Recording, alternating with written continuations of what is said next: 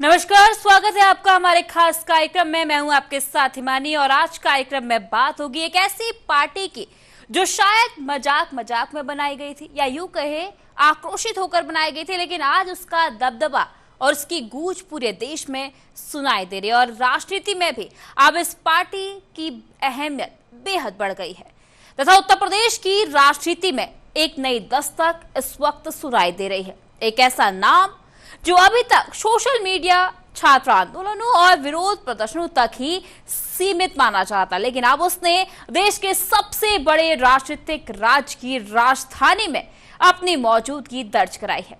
लखनऊ का eco garden, जहां अक्सर सरकार के खिलाफ उठने वाली आवाजें गूंजती हैं, जहां बेरोजगार युवा, किसान और विपक्षी दल अपने अधिकारों की लड़ाई लड़ते नजर आते हैं और आज वही इको गार्डन एक नए राजनीतिक प्रयोग का गवाह बना है।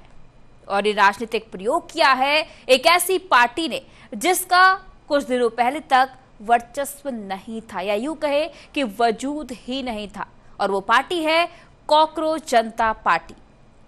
दिल्ली के जंतर मंतर से शुरू हुआ आंदोलन पुणे से होता हुआ अब लखनऊ पहुंच चुका है और इसके केंद्र में है देश का सबसे बड़ा युवा मुद्दा यानी कि पेपर लीक। भर्ती परीक्षाओं में अनियमितता और लाखों युवाओं के भविष्य का सवाल। लखनऊ में जुटी भीड़ सिर्फ नारों की भीड़ नहीं थी, ये उन युवाओं की नाराजगी थी जो सालों से परीक्षाओं, भर्तियों और रोजगार के इंतजार में खड़े हैं। मंच से शिक्षा मंत्री धर्मेंद्र प्रधान के इस्तीफे की लगातार मांग उठी है। सरकार से जवाब मांगा जा रहा है और व्यवस्था पर सवाल भी खड़े किए गए, लेकिन आज की कहानी सिर्फ एक प्रदर्शन की नहीं थी। बड़ा सवाल यह है कि क्या युवा असंतोष अब राजनीतिक आंदोलन का रूप ले रहा है? क्या कॉकरोच जनता पार्टी यूपी में युवाओं की नई आवाज बनने की कोशिश कर रही है? और क्या 2027 के विधानसभा चुनाव से पहले पेपर लीक, भर्ती घोटाले और बेरोजगारी सबसे बड़ा चुनावी मुद्दा बनने जा रहे हैं? और सबसे अहम सवाल ये है कि क्या ये नया आंदोलन बीजेपी के लिए चुनौती बनेगा या फिर समाजवादी पार्टी और विपक्ष के लिए भी खतरे की घंटी साबित हो सकता है? तो आज बात सिर्फ प्रदर्शन की नहीं बल्कि उस राजनीतिक भूचाल की भी जिसकी आहट अब लखनऊ से लेकर दिल्ली के जंतर मंतर तक साफ तौर पर सुनाई दे रहा है। यूं कहे कि पूरे देश में इस वक्त सीजेपी का विरोध प्रदर्शन गूंज रहा है।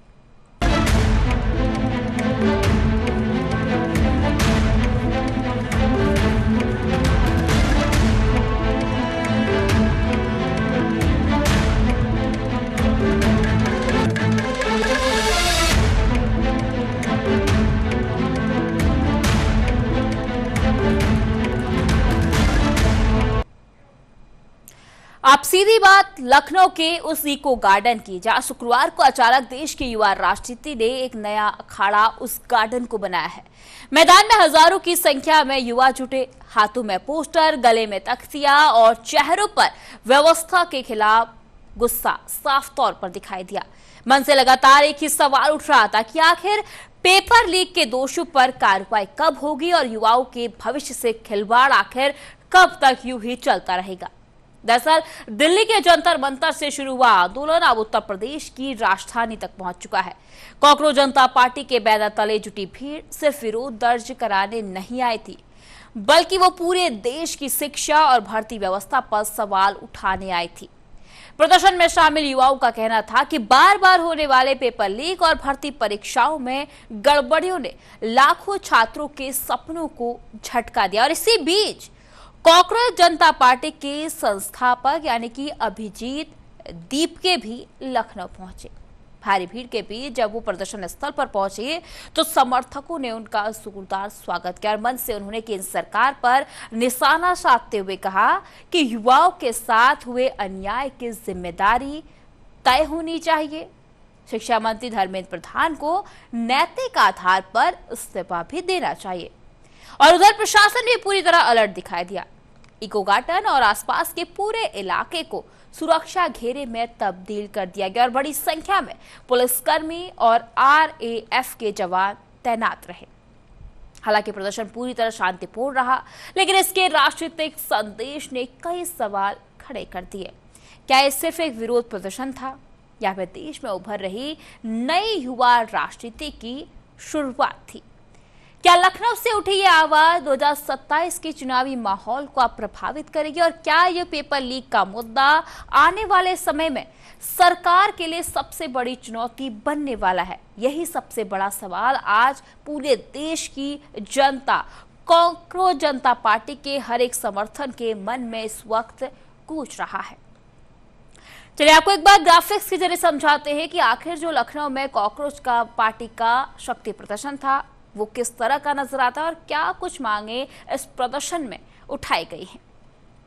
दरअसल इको गार्डन में युवाओं का जमावड़ा देखने को मिला। हजारों की संख्या में युवा समर्थन में जुटे। वहीं पेपर लीक पर सरकार पूरी तरह से घिरती हुई नजर आई और शिक्षा मंत्री के इस्तीफे की लगातार मांग उठ रही है, चाहे वो दिल्ली हो या लखनऊ हो, हर जगह इस्तीफे की मांग है। वहीं अभिजीत दिपके भी समर्थन के लिए लखनऊ पहुंचे थे और सुरक्षा के कड़े इंतजाम भी प्रशासन की तरफ से किए। लेकिन बड़ा सवाल यही है, क्या युवाओं को नजरअंदाज किया जाएगा और युवा मुद्दों पर सरकार से सवाल लगातार जारी रहेंगे।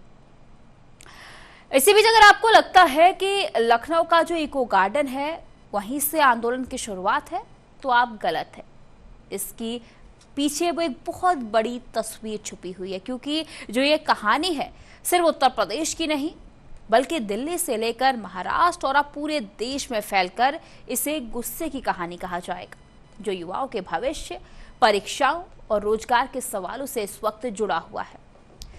दरअसल इस आंदोलन की पहली बड़ी तस्वीर राजधानी दिल्ली के जंतर मंतर पर दिखाई दी थी। वहीं से कॉकरोच जनता पार्टी ने पेपर लीक और परीक्षा अनियमितताओं के खिलाफ अपनी मुहिम शुरू की थी। हजारों युवाओं ने सड़कों पर उतरकर सरकार से जवाब मांगा और इस संदेश देने की कोशिश की कि भर्ती परीक्षाओं में लगातार सामने आ रही गड़बड़ियां अब सिर्फ प्रशासनिक मुद्दा नहीं बल्कि राष्ट्रीय चिंता का विषय भी बन चुकी हैं। दिल्ली के बाद आंदोलन पुणे पहुंचा और अब लखनऊ में इसकी गूंज सुनाई थी। संगठन का दावा है कि ये सिर्फ शुरुआत है, अगला पड़ाव अमृतसर होगा, बेंगलुरु होगा, जबकि 20 जून को दिल्ली के जंतर मंतर में एक बार फिर से बड़े शक्ति प्रदर्शन की तैयारी की जा रही है। यानी रणनीति साफ तौर पर दिखाई दे रही है। मुद्दे को राज्य से निकालकर अब राष्ट्रीय बहस का विषय बनाना है। कॉकरोच जनता पार्टी का साफ तौर पर कहना है कि जब तक युवाओं के सवालों का जवाब नहीं मिलेगा तब तक आंदोलन जारी रहेगा। संगठन खुद को किसी एक शहर या फिर राज्य तक अब सीमित नहीं रखना चाहता, बल्कि वो देश भर के छात्रों, प्रतियोगी परीक्षाओं की तैयारी करे युवाओं और बेरोजगार अभ्यर्थियों को एक मंच पर लाने की पूरी कोशिश कर रहा है। लेकिन सबसे बड़ा सवाल ये है कि क्या ये आंदोलन वास्तव में राष्ट्रीय युवा आंदोलन का रूप ले पाएगा? क्या जंतर मंतर से उठी आवाज देश के अलग अलग राज्यों में राजनीतिक दबाव बना सकेंगे और क्या युवाओं का ये गुस्सा आने वाले चुनावों में किसी नई राजनीतिक ताकत की जमीन तैयार कर रहा है? तो आज की सबसे बड़ी बहस इसी मुद्दे पर है कि आखिर युवाओं को कब जाकर न्याय मिलेगा। मैं यहाँ पर जितने सारे स्टूडेंट्स हैं, जितने सारे टीचर्स हैं जो यहाँ आंदोलन करने आए, उनका साथ देने आया हूँ, उनका समर्थन करने आया हूँ। हमारी ये मांग है, सारे छात्रों की ये मांग है कि यूपी का जो लेखपाल एग्जाम है वो उसका फिर से री एग्जामिनेशन होना चाहिए और यूपीएससी एग्जाम में जो धांधली हुई है उसको भी ठीक करना चाहिए तुरंत। और इसके अलावा पूरे देश भर में हम देख रहे हैं ऐसा कोई एक एग्जाम बचा नहीं है जिसका पेपर लीक नहीं हो रहा है। ऐसा कोई एक एग्जाम बचा नहीं है जो एकदम सेफ रोड मैप पर। अभी रोड मैप पर बाद में बात कर लेंगे, अभी छात्रों की बात कर लेते हैं, स्टूडेंट्स की बात कर लेते हैं।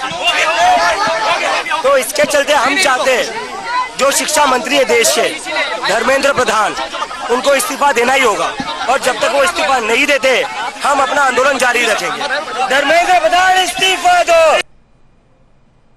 तो अब इस आंदोलन से इतना तो साफ है कि ये जो आंदोलन है वो आप केवल एक शहर या एक राज्य तक सीमित नहीं रहने वाला। अब युवा अपनी आवाज पूरे देश में उठाने जा रहा है। चलिए आपको ग्राफिक्स से जरिए समझाते हैं कि आखिर जंतर मंतर से जो लखनऊ तक है यह आंदोलन किस तरह पहुंचा और आगे कहां तक इस आंदोलन के पहुंचने की उम्मीद है।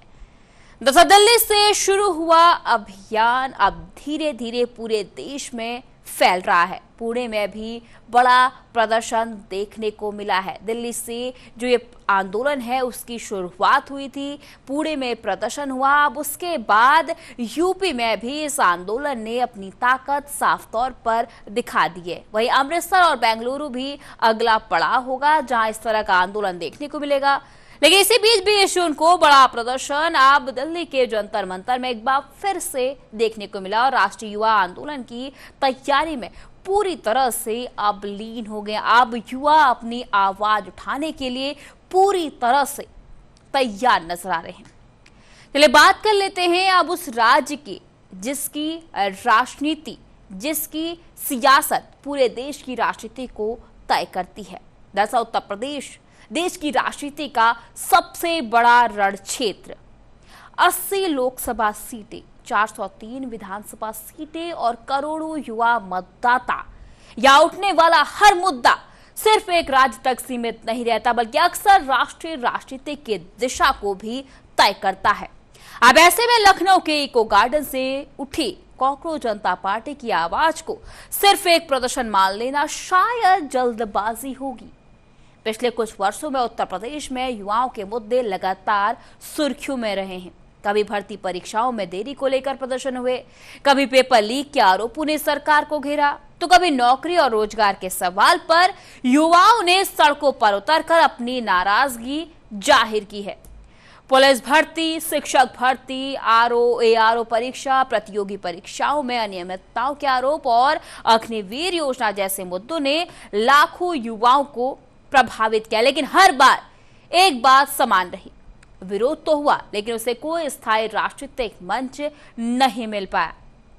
और यहीं पर कॉकरोच जनता पार्टी खुद को अलग बताने की कोशिश कर रही है।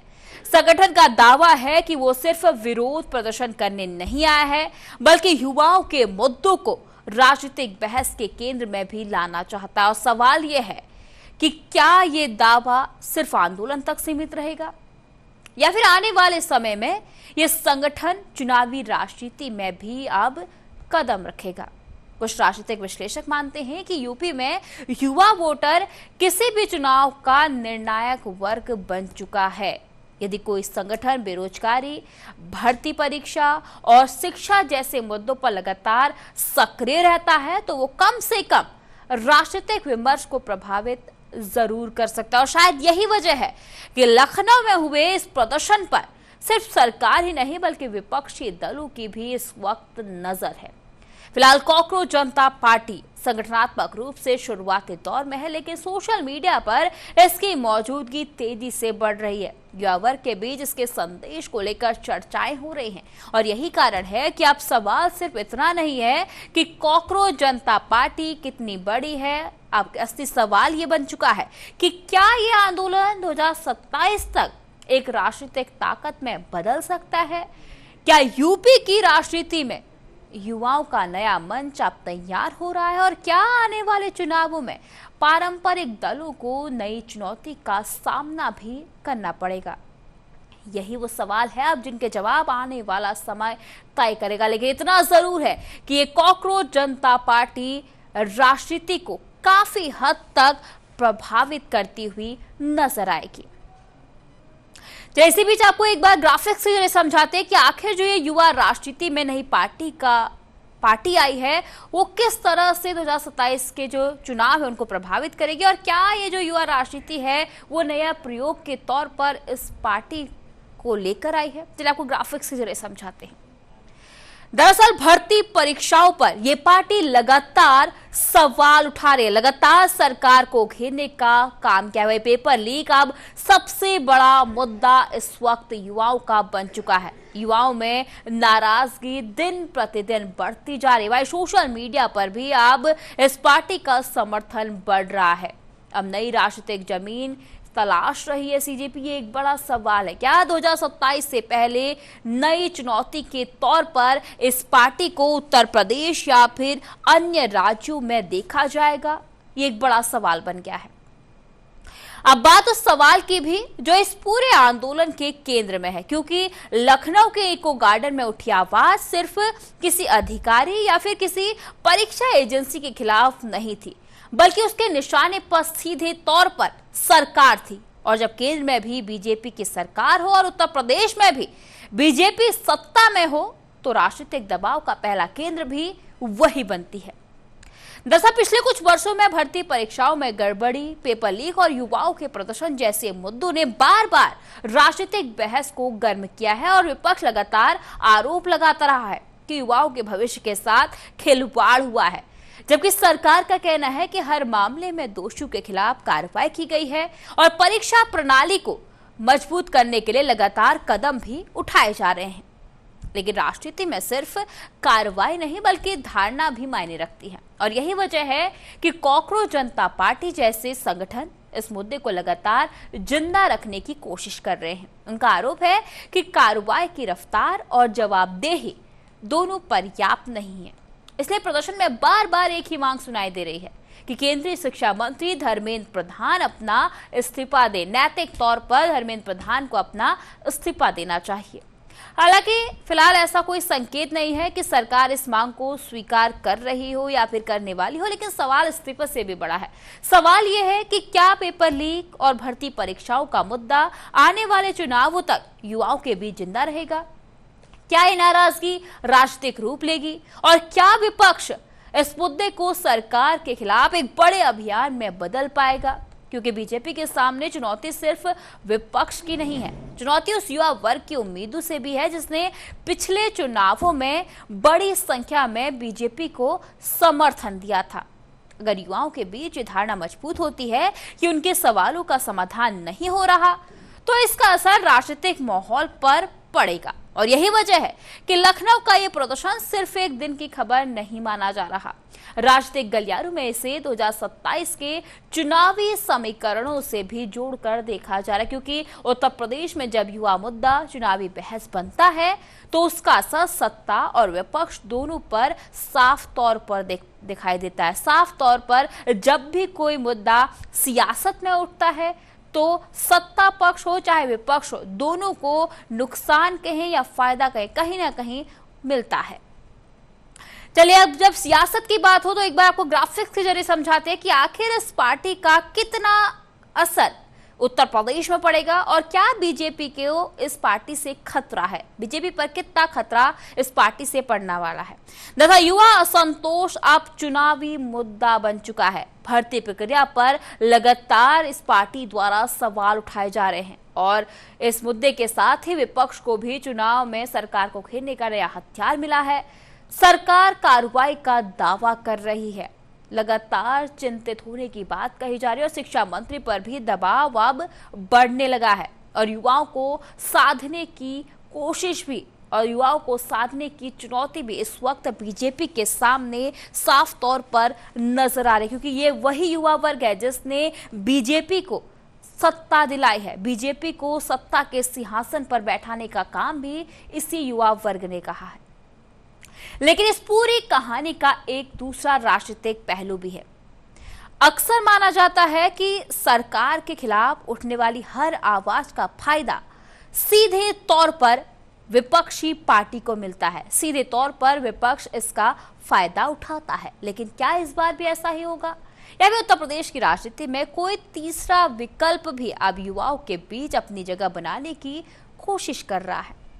दरअसल बात होगी अब समाजवादी पार्टी की, जो लंबे समय से बेरोजगारी, भर्ती परीक्षाओं में अनियमितता और युवाओं के मुद्दों को लेकर सरकार के खिलाफ सबसे बड़ा हथियार इन मुद्दों को बना रही है। सरकार को घेरने का लगातार काम कर रही है इन मुद्दों के जरिए।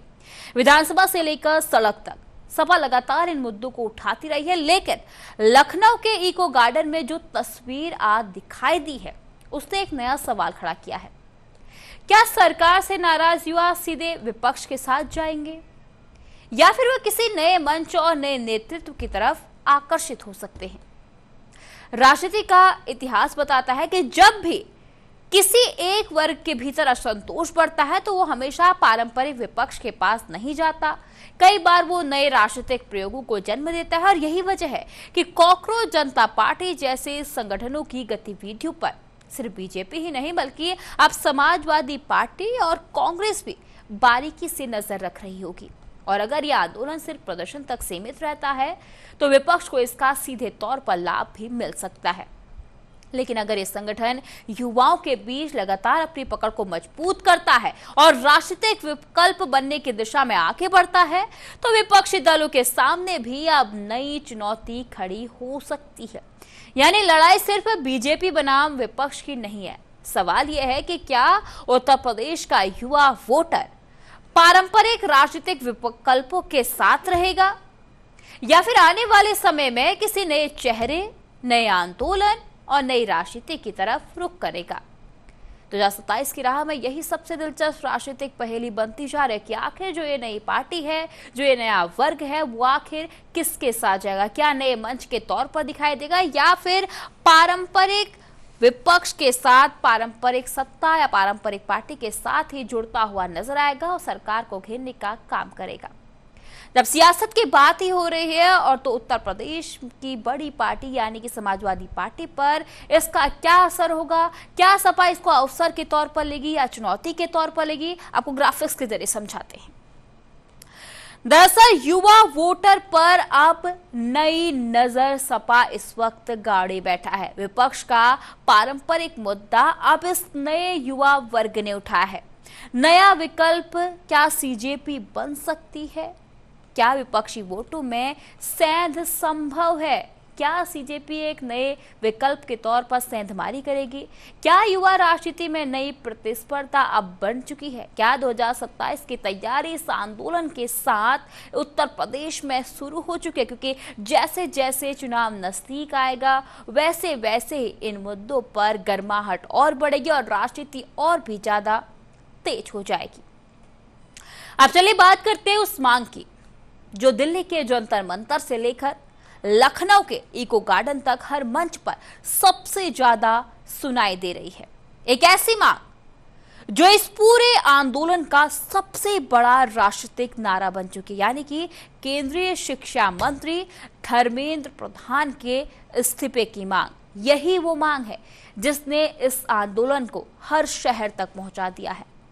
प्रदर्शनकारी संगठनों का आरोप है कि पेपर लीक और परीक्षा अनियमितताओं के मामलों में नैतिक जिम्मेदारी अब तय होनी चाहिए और यही वजह है कि हर प्रदर्शन में शिक्षा मंत्री को निशाने पर रखा जा रहा है और दूसरी तरफ सरकार का रुख फिलहाल बिल्कुल स्पष्ट दिखाई देता है कि सरकार और बीजेपी नेतृत्व सार्वजनिक तौर पर शिक्षा मंत्री के साथ खड़ा नजर आता है और इस्तीफे को लेकर किसी तरह का संकेत नहीं दिख रहा।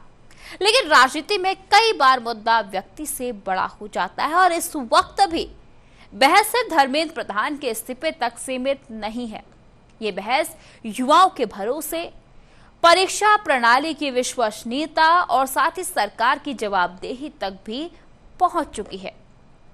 अब विपक्षी दल लगातार इस मुद्दे को उठाने में जुटे हैं।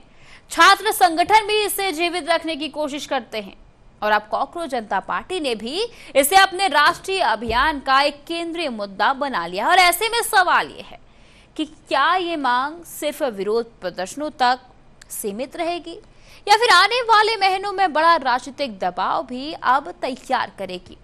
20 जून को प्रस्तावित जंतर मंतर प्रदर्शन पर आप सबकी नजरें टिकी हुई है क्योंकि वहीं से यह तय हो सकता है कि यह आंदोलन धीरे धीरे कमजोर पड़ेगा या फिर और बड़ा आकार लेने वाला है। फिलहाल इतना तय है कि यह लड़ाई सिर्फ एक मंत्री के इस्तीफे की नहीं बल्कि देश के करोड़ों युवाओं की उम्मीद और राजनीतिक जवाबदेही की लड़ाई के रूप में भी इस वक्त पेश की जा रही है। अब ये मुद्दा धीरे धीरे पूरे देश में एक बहुत बड़ा रूप लेता हुआ नजर आ रहा है।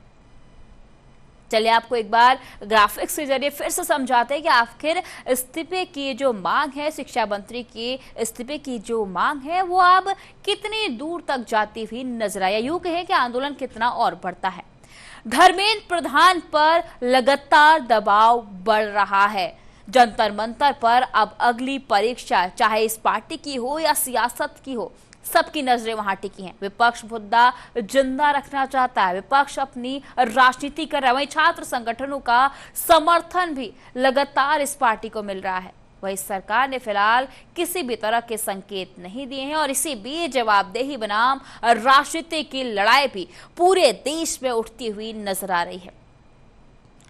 तो लखनऊ के इको गार्डन में शुक्रवार को जो कुछ तस्वीरें दिखाई दी उसे सिर्फ एक विरोध प्रदर्शन कहकर नजरअंदाज करना शायद आसान होगा, लेकिन राजनीति में कई बार एक छोटी सी दिखने वाली घटनाएं बड़े बदलावों की भूमिका लिख देती हैं। तो आज सवाल सिर्फ इतना नहीं है कि इतने लोग प्रदर्शन में शामिल हुए, सवाल यह है कि आखिर वे लोग किस मुद्दे को लेकर सड़कों पर उतरे हैं, क्योंकि यह भीड़ किसी जाति, धर्म या फिर क्षेत्रीय पहचान के सवाल पर नहीं जुटी थी। ये भीड़ नौकरी, भर्ती, परीक्षा और भविष्य के सवाल लेकर मैदान में उतरी थी। और भारतीय राजनीति में युवा जब अपने भविष्य के सवाल को लेकर सड़क पर उतरता है तो उसकी गूंज सत्ता के हर एक गलियारों तक जरूर पहुंचती है। तो कॉकरोच जनता पार्टी का यह प्रदर्शन एक संकेत, एक संदेश देने की कोशिश था। संदेश ये कि देश का युवा अब सिर्फ चुनावी वादों से संतुष्ट नहीं है। अब देश का युवा हर चीज का जवाब चाहता है। अब देश के युवा को हर सवाल का जवाब चाहिए।